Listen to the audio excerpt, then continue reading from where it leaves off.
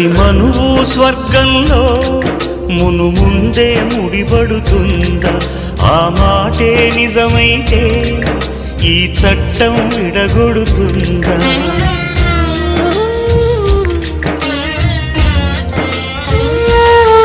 నీ రాతకు ఎంత సత్యం ఉందో చూదువు బ్రహ్మయ్యా, నీ సాక్ష్యం ఎంత విలువైందో ఓ అగ్ని చూడయ్యా.